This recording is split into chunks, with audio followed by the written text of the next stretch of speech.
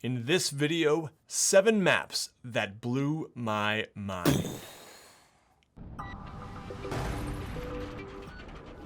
Hi everybody, my name is Nate and you are watching WASD20, a channel about tabletop RPGs and fantasy maps. About a year ago, I made a video about various cartographers that you just have to know about.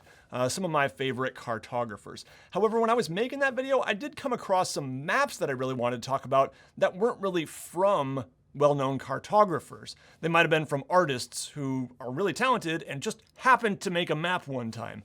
So this video kind of frees me up to talk about some of those maps. Individual maps, some from cartographers, some not, that blew my mind, that just wowed me the first time I saw them. Now, I want to note that there are some really amazing maps that are not on this list that I absolutely love.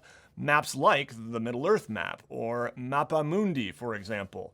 These maps are excellent, but I wouldn't say they ever blew my mind because I can't remember the first time I saw them. It's like I can't remember the first time I saw Star Wars. It's just, it was the air I breathed growing up. So I think for the most part, these are all maps that I first saw after I decided that I wanted to draw maps, that this is a thing that I wanted to be a part of my life.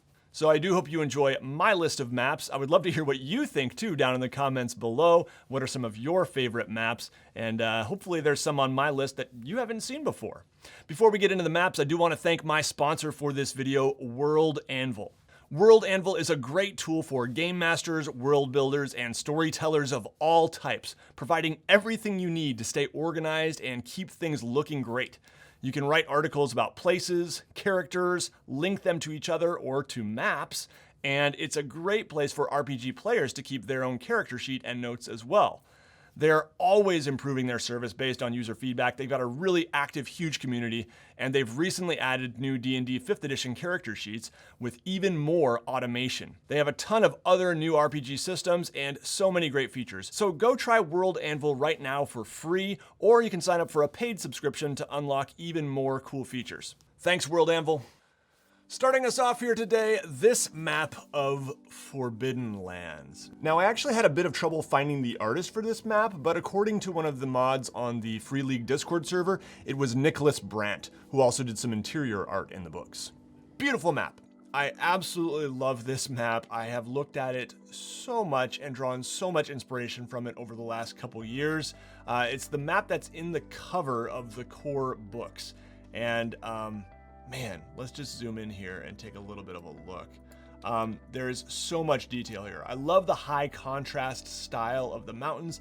I love that there are some really big mountains and some smaller mountains. I really like the amount of mountains and forests here. It has this very kind of wild, untamed feel that is just begging to be explored when you have so much mountain and so much forest. You can see some little settlements here. I absolutely love just kind of the sketchy line style, just kind of crisscrossing the terrain. Look at these clouds right here. I think those are clouds or mist, just puffy looking and cool. Yeah, man, there's just so much to like here. And yeah, it really just fits the feel of Forbidden Lands and the art in the rest of the book as well. So yeah, one of my favorite maps of all time, mind blown. All right, now this map right here is by an artist called Cave Geek. I don't know his real name, just Cave Geek.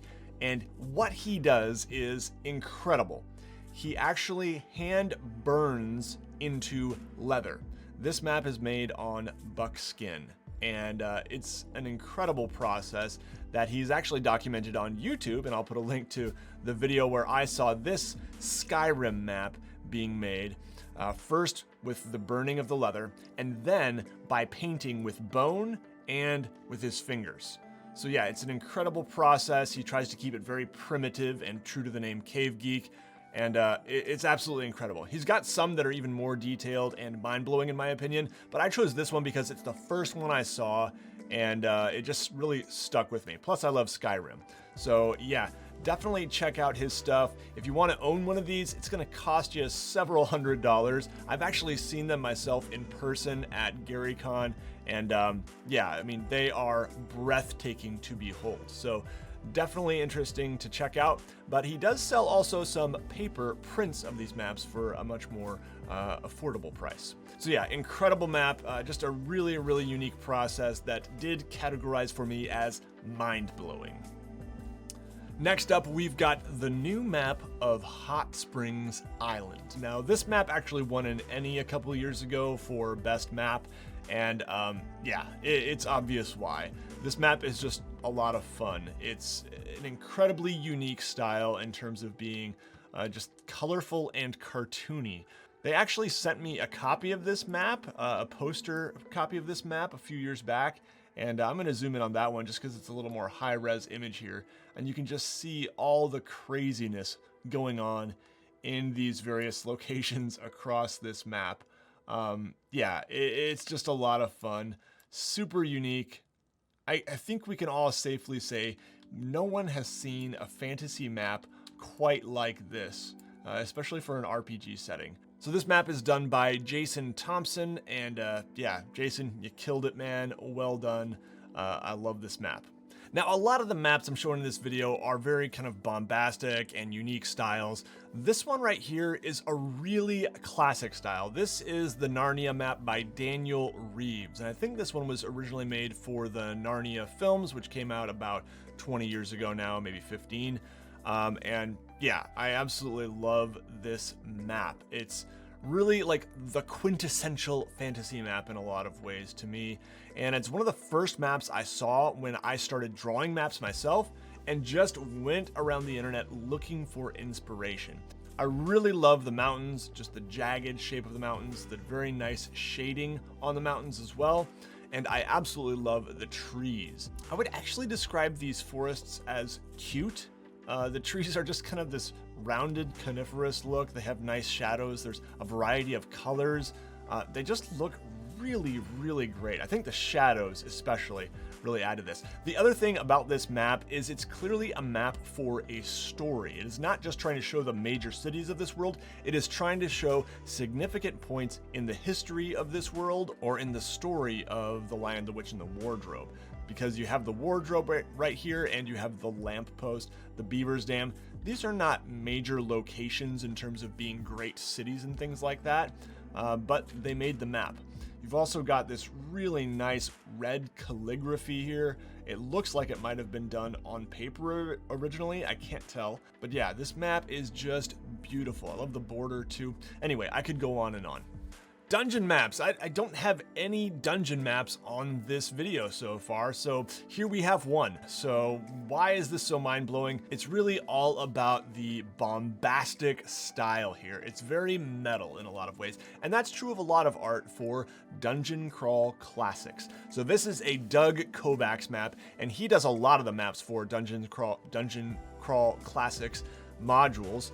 This one is from, let's see, it is the Doom of the Savage Kings book, and I first saw Doug Kovacs maps in this one right here from Free RPG Day. He has tons and tons of cool maps.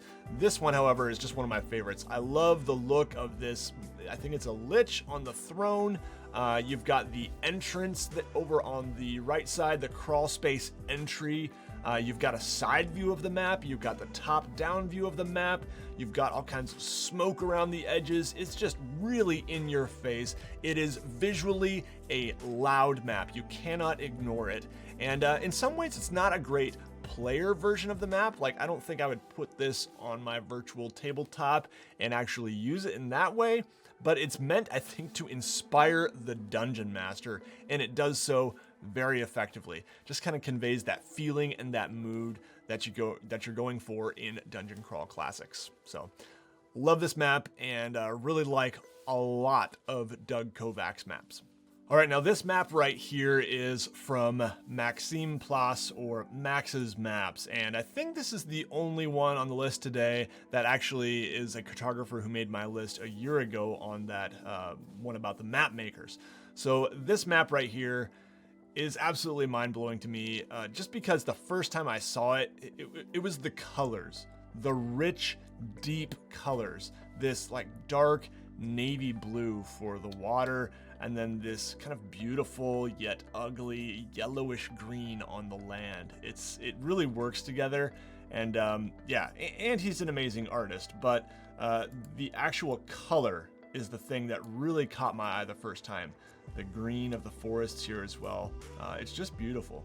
So as we scroll around this map here, you know, it's in some ways a pretty typical fantasy world map, but it's one of the, I would say it is the best executed, classic looking, colorful world fantasy map. Check out the Crucible lands here. It's just, yeah, man, it's got this rich texture there. Absolutely love it. And we get up in here and we get some white in the colder regions of the world. Yeah, I don't know what else to say about this map. It just looks really, really good. Very well executed. The border, the compass rose, everything just works really well together in this one. This next map is one I'm guessing a lot of you have not seen before. This is a map by Brandish Gilhelm of Runehammer Games. He is a Renaissance man behind the Index Card RPG, as well as a whole bunch of other cool products. And this one comes from Index Card RPG Worlds, ICRPG Worlds book. It has 3 different settings in the book, I believe, and this is one of them. This is Ghost Mountain. It's kind of a weird West setting. Now, there's a couple remarkable things about this map. A, it's just a really cool style. It's got this kind of twisted line art look to it that I really love. And B, he drew this all live on stream in a single day, 8.5 hours. I remember tuning in somewhere near the beginning of the stream, as I often do on Runehammer videos, and just really enjoy seeing him do art. I've learned a lot from him myself, not just in terms of art techniques, but also in terms of kind of the mindset of an artist. I've found his stuff immensely helpful. It's had a big impact on me as a cartographer. So anyway, the stream itself was really just like one of those YouTube moments I will never forget. It is forever etched into my memory. Just really enjoyed watching the master at work here. And wow, yeah, it got silly, it got a little crazy at times, as you might expect when you're staring at the same Photoshop document for 8.5 hours. By the way, if you do buy ICRPG Worlds, which I'll put a link to down in the video description, you get a copy of this map as well as the Alfheim map, and these maps are so detailed. They're extremely high resolution, and you can go and take these to a printer and get them printed into posters. He gives you permission to do that, and yeah, just such an incredible amount of detail on these maps, so definitely check them out. All right, those are my maps. Now, there are so many others I could have thrown in here, and I really think I probably need to do another one of these in the future because there are so many incredible maps out there. Now, I want to give a quick plug before we go. There's going to be a new mapping contest on the WASD20 Discord server. I think it's going to start this Friday, Christmas, and the theme for this contest is the edge of the world. So that's the theme. A lot of creativity can happen within that theme. So I'd love to see what you guys come up with. I'll put a link to the Discord server down in the video description. I also want to thank the WASD20 patrons before we go here. Patrons are people who support the channel on a monthly basis. These people are amazing. If you want to become a more intimate member of the WASD20 community, I do weekly map drawing streams with patrons. I do campaign diaries. There's all kinds of cool stuff you can get. Go over to patreon.com/WASD20 and check it all out. So thanks to these amazing people. I really appreciate it. All right, that's it. Take care, everybody. You'll see me again very soon.